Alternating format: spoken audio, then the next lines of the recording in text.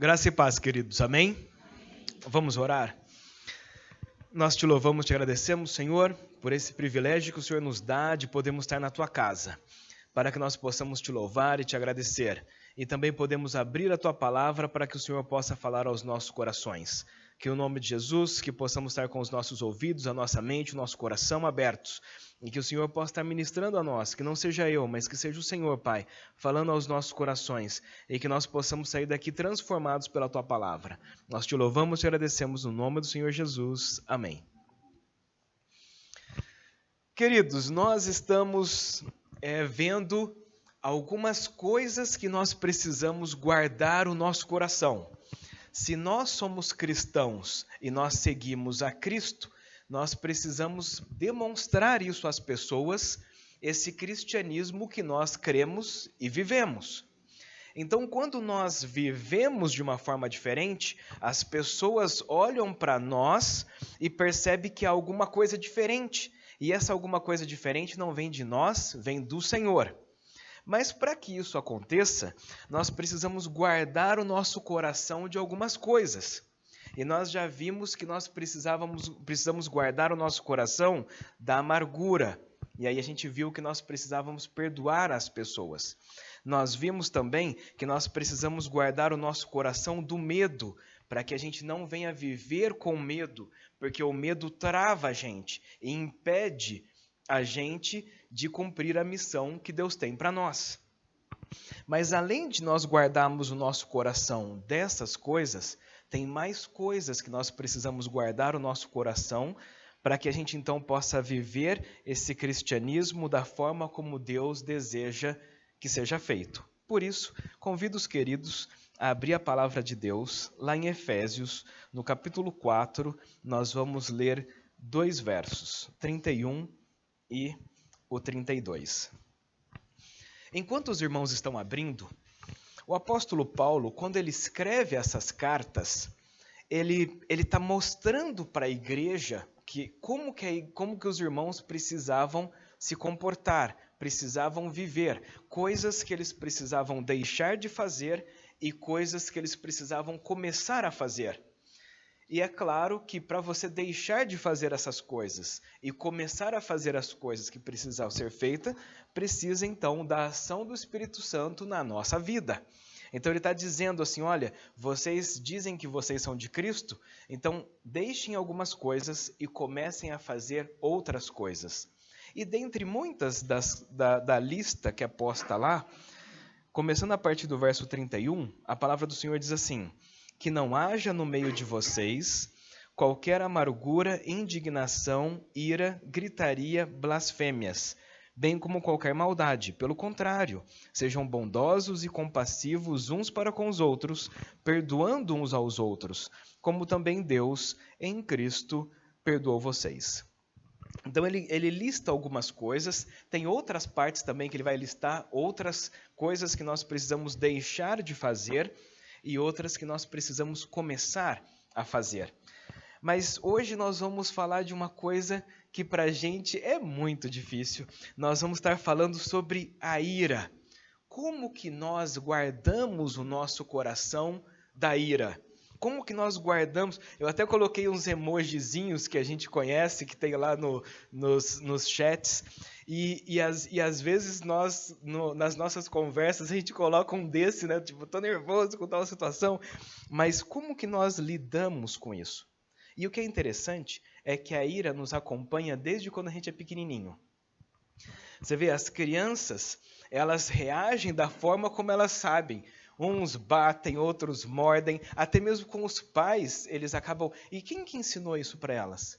Né? Já nasce isso já nasce em nós. E às vezes um senso de indignação, alguma coisa assim, a pessoa já se revolta e ela já explode com alguma coisa que está acontecendo. E nós precisamos, como nós somos de Cristo, como que nós vamos viver e lidar com esse sentimento que nós temos o tempo todo? Mas olha só, o que é mais intrigante é que tem um outro verso. Vamos continuar um pouquinho mais à frente deste livro.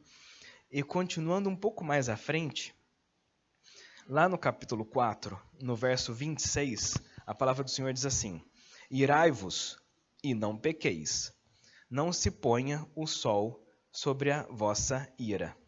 Aí você pode estar pensando assim, mas nos versos anteriores, o apóstolo Paulo falou que não tenha entre vocês isso e ira.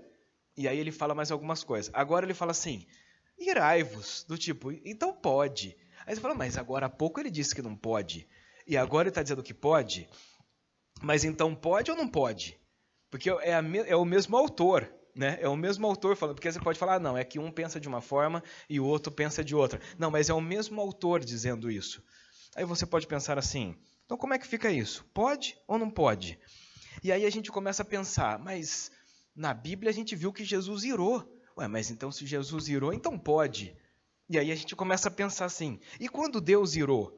Né? No Antigo Testamento a Bíblia diz assim, e Deus ficou irado com o povo de Israel quando eles tomaram a decisão tal. Ué, mas então como é que funciona isso? Sabe o que é, queridos? É que existem dois tipos de ira. E é sobre isso que a gente vai conversar hoje. Existe a ira justa e a ira injusta.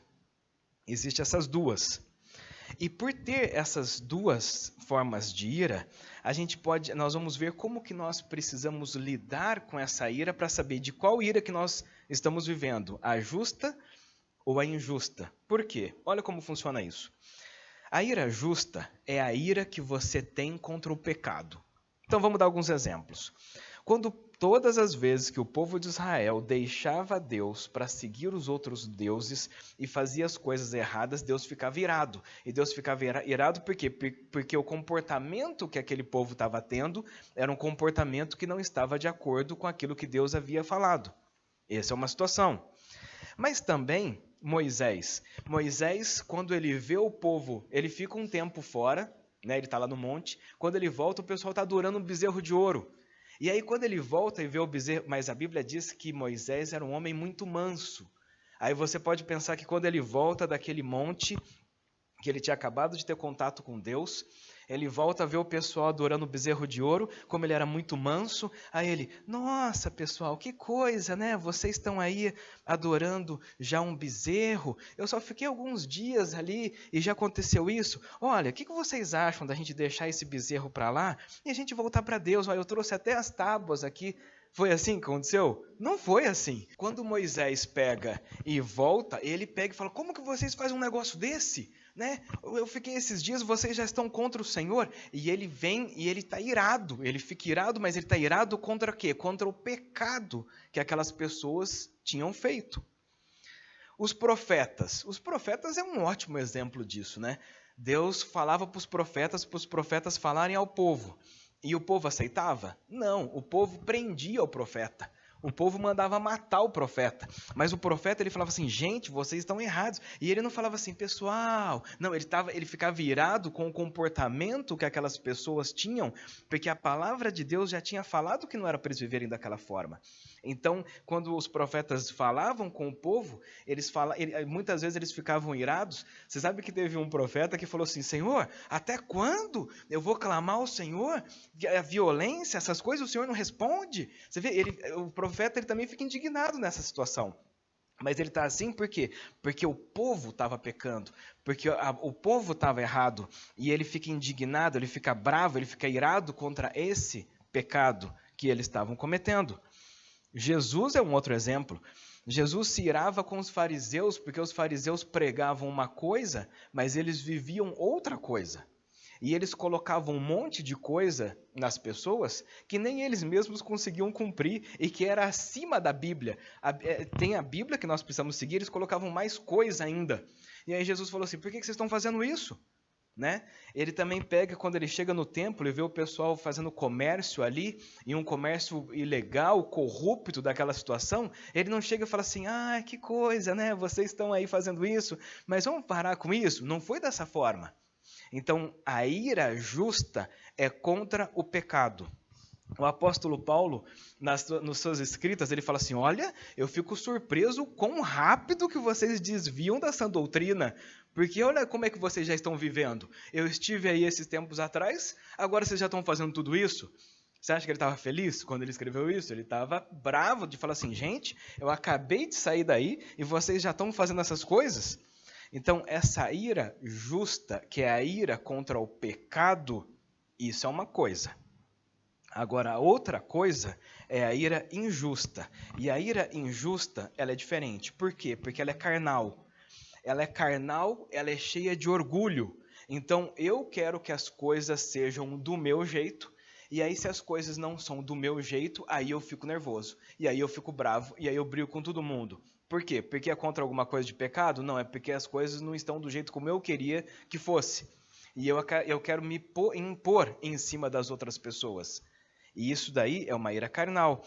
Nós desrespeitamos. As pessoas podem ter opiniões diferentes em alguma situação, e eu não estou falando de pecado aqui, estou falando de opiniões diferentes. Mas a gente, então, por ser uma ira carnal, eu desrespeito as outras pessoas, porque eu estou irado, porque as pessoas têm que pensar da mesma forma como eu penso. E aí, dessa forma, então, é uma ira carnal. Eu acabo fazendo, eu acabo me impondo, e eu fico nervoso nessa situação por uma coisa que não é pecado, mas por uma coisa que eu queria que fosse do meu jeito, e eu acabo sendo orgulhoso e acabo desrespeitando as pessoas. Ou pior do que essas, eu fico irado e é uma ira que quer vingança. Ah, você fez isso pra mim? Você vai ver a semana que vem o que vai acontecer. E aí essa ira minha me leva a querer planejar um plano infalível para poder conseguir derrubar aquela pessoa, para falar assim, aí, tá vendo? Agora vocês viram quem é que manda aqui. E a gente pega e faz dessa forma. Olha a ira, essa ira de vingança, de querer fazer as coisas com suas próprias mãos. Essa ira é uma ira carnal. E quando nós começamos a cair deste lado, aí nós estamos pecando. Porque essa não é a ira que Deus deseja que nós venhamos a ter.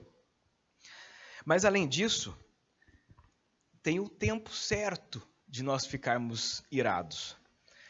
O Moisés ficou irado? Ficou, mas foi por um tempo. Jesus ficou irado? Ficou, mas foi por um tempo. Deus fica irado, mas também é por um tempo. E às vezes, queridos, nós vivemos uma vida em que, sabe aquela pessoa nervosa o tempo inteiro? É de manhã, de tarde, de noite, qualquer coisa. O que é? O que você está falando aí? E tal. E às vezes não está acontecendo nada, mas a pessoa já está nervosa, já está acontecendo. E aí você fica pensando assim, cadê? Tem um tempo certo para isso. Tem o tempo certo de ficar irado, tem a pessoa certa com quem você tem que ficar irado, e tem o modo certo de você ficar irado. Porque às vezes você está irado com o seu chefe, que aconteceu alguma coisa, e aí você chega em casa e desconta em todo mundo.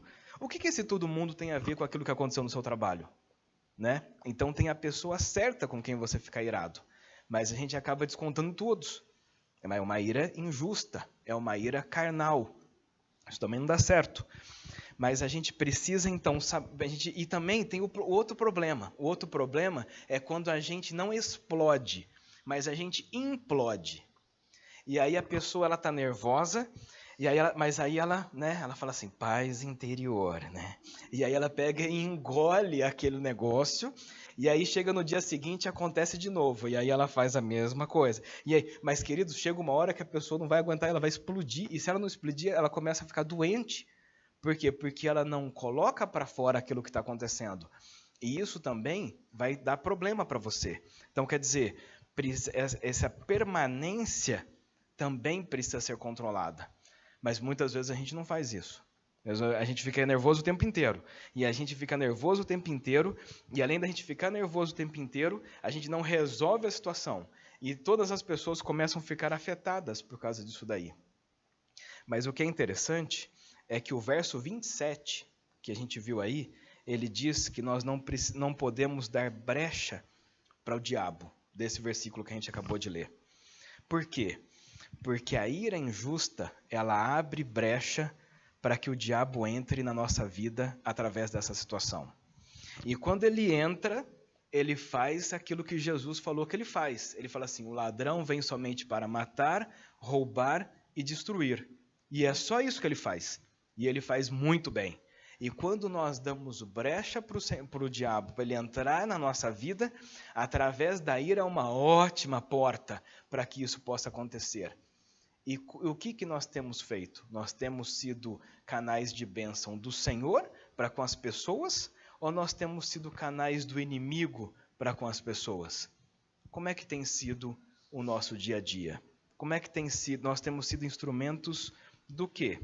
Você sabe que Pedro quando ele estava Pedro, os discípulos ali, Jesus também, e aí Jesus fala assim, uns dizem que, quem vocês acham que eu sou? Aí uns falam, uns dizem que o Senhor é um profeta, outros dizem que você é isso, e tal, e aí Jesus diz assim, mas e vocês? Quem vocês acham que eu sou? Aí Pedro, que era aquele impulsivo, ele levanta e fala, tu és o Cristo, o Filho do Deus vivo. E aí Jesus fala assim, muito bem, Pedro, isso daí não vem de você, mas é o meu Pai que revela isso através de você. Muito bem. Aí passa um tempo, Jesus fala assim, então, agora convém que eu vou ser crucificado, vou morrer, vou ser crucificado, vai acontecer isso, e Pedro levanta e fala, eu não vou deixar acontecer um negócio desse, onde já se viu?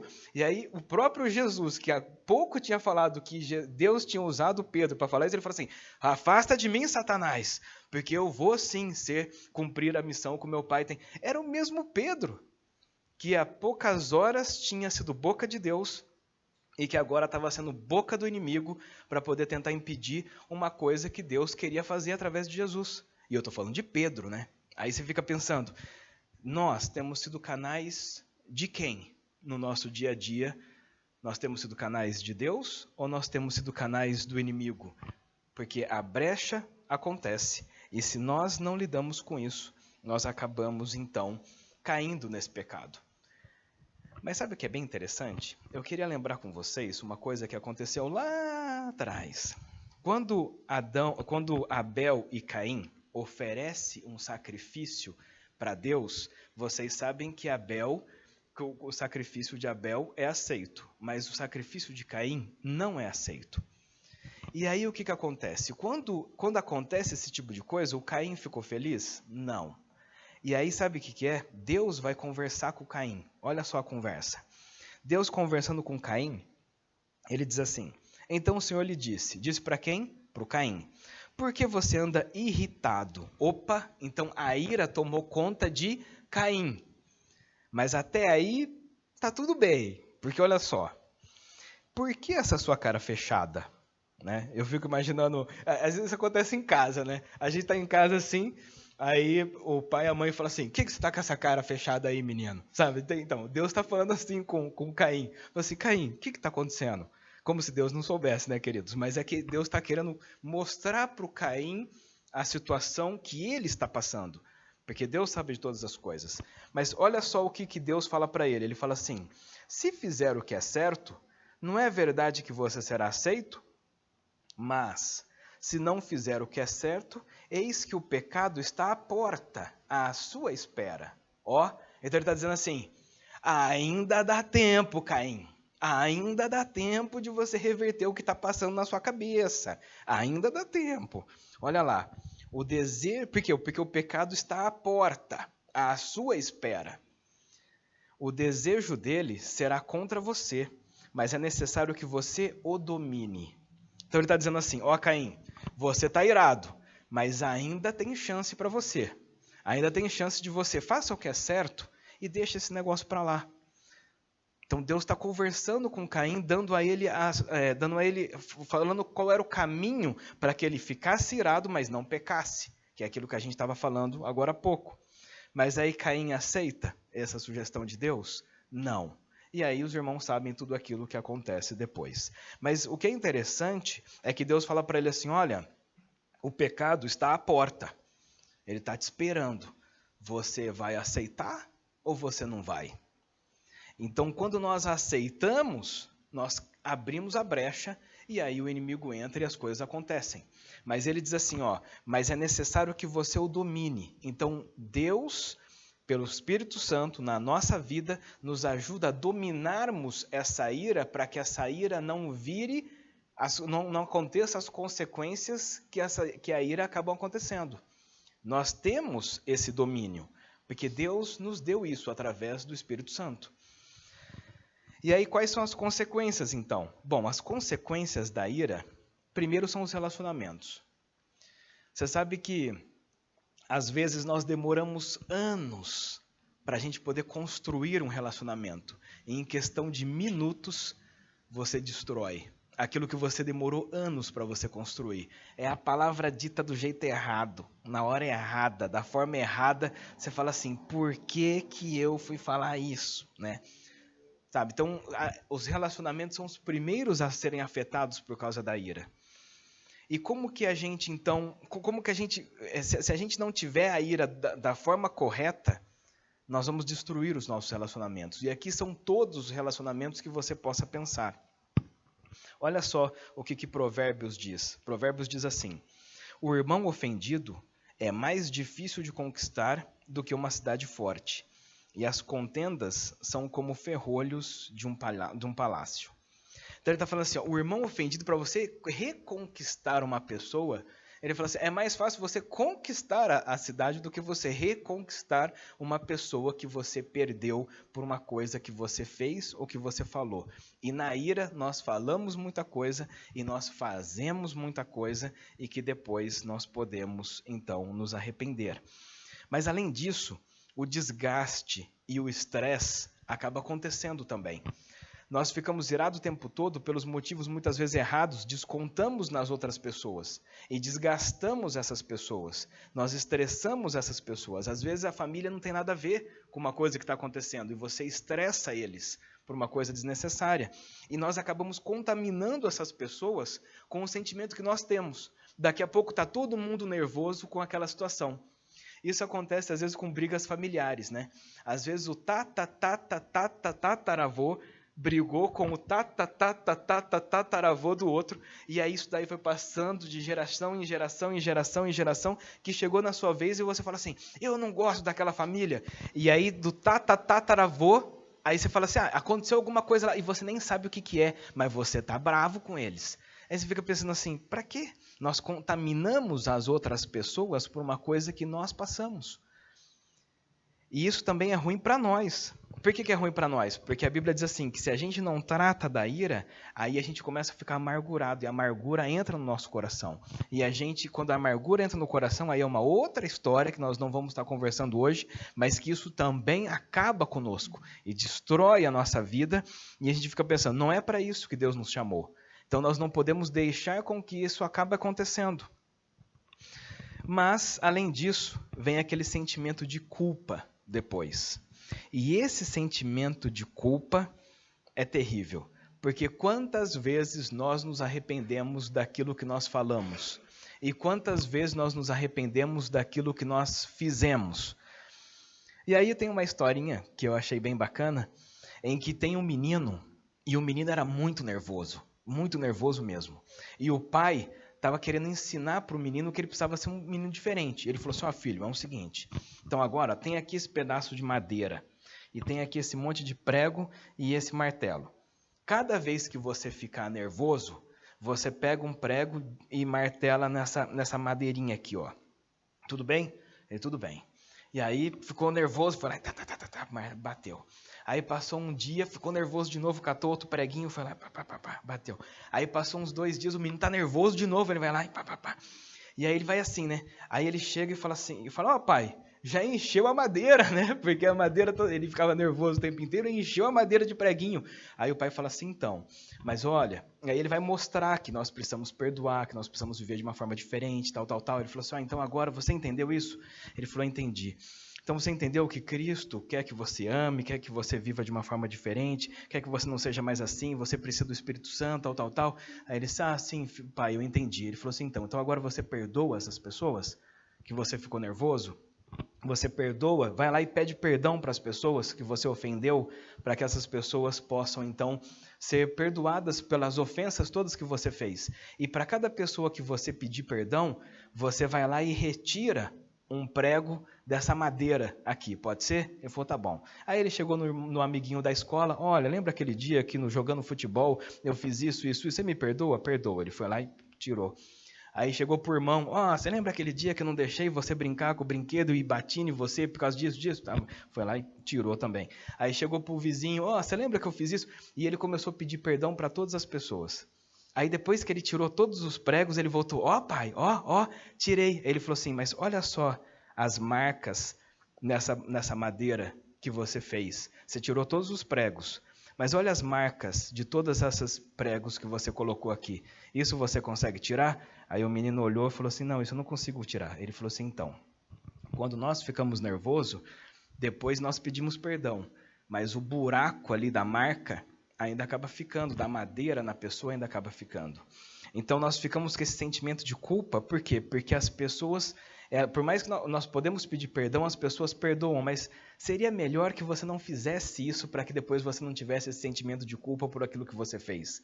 Então olha como que Deus é fantástico, ele já fala para nós como que nós devemos nos comportar para que isso depois não venha acontecer.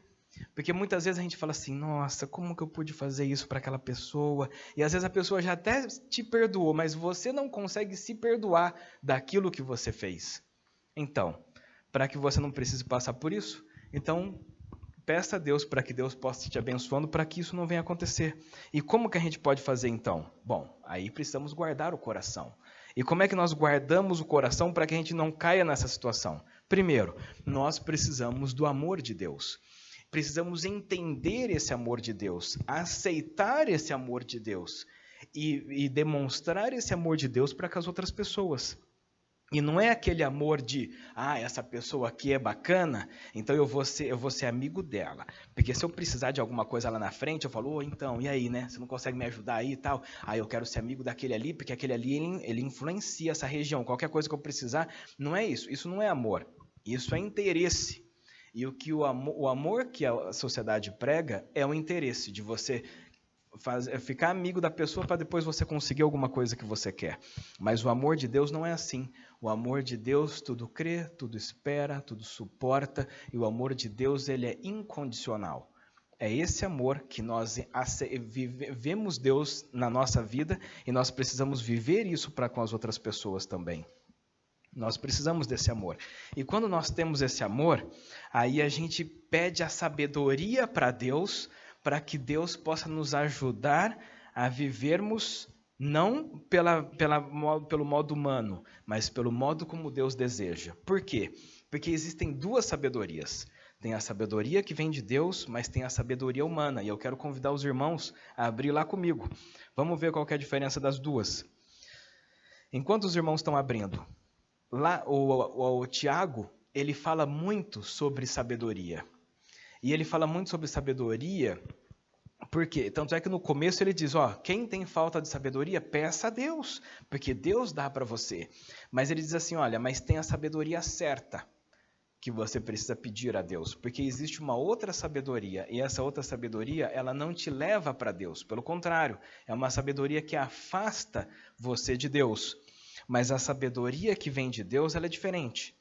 Então, Tiago, capítulo 3, começando a partir do verso 13, ele diz assim, quem dentre vós é sábio e inteligente, mostre as suas obras de mansidão, de sabedoria, mediante a sua boa conduta.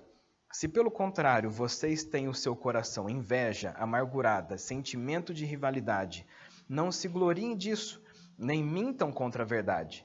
Essa não é a sabedoria que desce lá do alto. Pelo contrário, ela é terrena, animal e demoníaca. Pois onde há inveja e rivalidade, aí há confusão e toda espécie de coisas ruins. Mas a sabedoria lá do alto, ela é primeiramente pura, depois pacífica, gentil, amigável, cheia de misericórdia e de bons frutos, imparcial e sem fingimento. Ora, e a paz é em paz que se semeia o fruto da justiça para os que promovem a paz. Para você ter paz, não pode ter ira. Mas para isso você precisa da sabedoria. E a sabedoria que vem de Deus, que ela é pura, pacífica, gentil, amigável, cheia de misericórdia, de bons frutos, imparcial e sem fingimento. Quando nós pedimos a Deus essa sabedoria, aí sim nós vamos conseguir dominar esse sentimento de ira que pode vir sobre nós, para que a gente possa agir como? De forma pacífica, de forma pura, de forma gentil, de forma amigável, cheios de misericórdia, de bons frutos, sermos imparciais e sermos verdadeiros. Quando nós vivemos assim, aí a ira já não consegue mais querer dominar a gente. Por quê? Porque nós estamos buscando viver dessa forma. Mas Além disso, quando nós temos o amor de Deus e quando nós buscamos essa sabedoria de Deus, então nós vamos conseguir entender as pessoas de uma forma melhor do que normalmente nós entenderíamos. Porque quando a gente, às vezes, é que a gente não está vivendo o que a pessoa vive. E aí por isso nós ficamos bravos e irados com as pessoas, mas as pessoas vêm de contextos diferentes, ambientes diferentes, histórias diferentes, traumas diferentes, e às vezes essas pessoas estão lidando com a gente não tem paciência, e a gente fica nervoso com essas pessoas. Mas e se a gente se colocasse no lugar delas, para saber como que elas realmente são? Se a gente vivesse o que elas vivem, será que a gente seria diferente? Será que a gente agiria de uma forma diferente? Mas para isso nós precisamos ter essa empatia de ver e acabar se colocando, ter essa compaixão com a pessoa. Você sabe que Jesus teve uma vez que ele estava chegando e tinha uma multidão ali assim, e aí a Bíblia diz assim, e Jesus tendo compaixão da multidão, ele disse, olha, essas pessoas estão perdidas e angustiadas porque elas estão como ovelhas que não têm pastor. E aí então Jesus ele se coloca no lugar daquelas pessoas para poder saber aquilo que aquelas pessoas estavam passando. E muitas vezes nós não pensamos dessa forma. Eu me lembro que quando no trânsito é o melhor momento para a gente poder treinar a nossa ira. É um dos melhores que tem, é o trânsito, né? E eu lembro que às vezes eu estava dirigindo e a pessoa vinha costurando. Eu já olhava lá de trás a pessoa costurando. E aí ela já passava, fechava eu e passava. Eu ficava muito nervoso nessa situação, né? Aí uma vez estava andando com umas pessoas mais velhas, eles disseram assim, Mauri, quando você era mais novo, você dirigia como? Aí eu falava assim, eu dirigia que nem eles. Aí ele falou assim, então. Aí eu, sabe? Então o que acontece? Aí a gente percebe, aí hoje quando passam costurando, eu falo assim, eu já fiz isso também, sabe? Então é diferente. Por quê? Porque você percebe, só que quando eu era novinho, eu falava, não, eu quero dar a maior potência do carro, o semáforo tá vermelho, mas eu ia correndo, e aí eu parava ali na frente, mas eu achava isso o máximo, né? Hoje eu falo assim, eu tô gastando gasolina, e tô gastando o freio do meu carro, tô gastando o pneu. Então hoje eu já penso diferente, mas eu não pensava assim lá naquele tempo. Então hoje quando eu vejo um desses, eu falo, eu já fiz isso também. Mas aí quando a gente para pensar dessa forma, aí a gente já não fica bravo com a pessoa por ela estar dirigindo daquela forma. Porque você fala assim, eu já passei por isso. Então, olha só, quando a gente tem empatia, a gente ira menos, porque a gente começa a perceber o porquê que aquela pessoa está reagindo daquela forma, ou porquê que aquela pessoa pensa daquela forma, ou porque a pessoa falou daquela forma. Essa empatia acaba ajudando muito. E a mansidão, né? Nós já tivemos uma mensagem sobre mansidão, tivemos escola bíblica sobre mansidão, e a mansidão, junto com o domínio próprio, vai nos ajudar a controlarmos a ira injusta, e quando nós tivermos a ira justa, também controlarmos ela para que ela aconteça da forma correta, para que a gente também não venha sair da ira justa e irmos para a ira injusta. E então tem como, queridos, nós irarmos, mas não pecarmos. Que o Espírito do Senhor possa estar nos ajudando para que, dia após dia, nós possamos controlarmos, através do Espírito Santo, essa ira que vem na nossa vida o tempo todo. E a forma como nós vamos reagir a isso vai mostrar para as pessoas o Cristo que vive em nós. E as pessoas vão olhar e falar assim, olha, sabe aquelas pessoas assim, né? Quando Jesus veio, ele marcou o calendário em antes de Cristo e depois de Cristo. Mas na minha vida e na sua vida também tem que ter um marco do antes de Cristo e o depois de Cristo. Porque as pessoas vão falar assim, olha, o Amauri antes de Cristo, ele era assim, assim, assim, assim, assim. Mas o Amauri depois de Cristo, então agora ele é assim, assim, assim. E que na sua vida, quando você começa a guardar o seu coração da ira, aí as pessoas vão falar assim, olha, essa pessoa, antes de conhecer a Cristo, ela era assim, assim, ela era nervosa, ela era tal, mas olha como que ela está agora.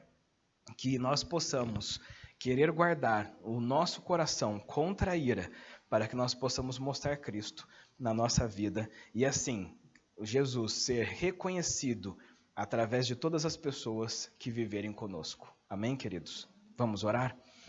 Te louvo e te agradeço, Pai, por nós podermos meditar sobre a Tua Palavra. Muito obrigado por o Senhor ter deixado a Tua palavra escrita a nós, para falar a gente como que nós devemos viver da forma que agrada o Senhor.